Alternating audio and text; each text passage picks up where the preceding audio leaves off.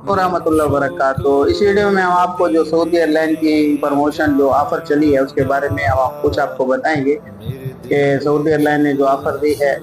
तो Saudi airline की जो प्रमोशन ऑफर है वो 19 अगस्त से यानी टिकटें इशू होना शुरू होंगी, जो तकरीबन 1 सितंबर तक टिकटें इशू होती रहेंगी। उसके बाद जो अभी तक की इतला ये है कि वो 1 सितंबर से फिर वो ऑफर बंद हो जाएगी।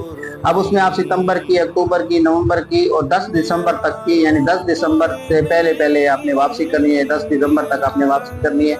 इसके अंदर की जिस वक्त भी आप टिकट चाहें सऊदी एयरलाइन की टिकट करवा सकते हैं। अब इसमें एक चीज़ को समझना ज़रूरी है कि पिछले साल जो सऊदी एयरलाइन की ऑफ़र थी वो कराची सेक्टर से सिर्फ ओपन हुई थी, यानी वहाँ से वो प्रमोशन जो ऑफ़र थी वहाँ से ओपन थी। बाकी जितने भी पाकिस्तान के इस्लामाबाद, लाहौर वगैरह जितने भी एयरपोर्ट है उसके ऊपर ये प्रमोशन ऑफर नहीं थी।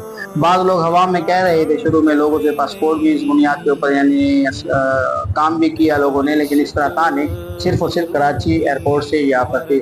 उससे पिछले साल सऊदी एयरलाइन की जो प्रमोशन ऑफर चली थी वो इस्लामाबाद एयरपोर्ट से भी थी, मुल्तान एयरपोर्ट से भी थी, लाहौर से भी थी और कराची से भी थी। अब देखना ये है कि ये तकरीबन जो 19 अगस्त को जिस जब टिकट इशू होंगे तो या उससे यानी कल या परसों ये बात सामने आ जाएगी कि सऊदी एयरलाइन ने ये प्रमोशन ऑफर सारे एयरपोर्टों से दी है या सिर्फ और सिर्फ कराची एयरपोर्ट से ये प्रमोशन ऑफर है।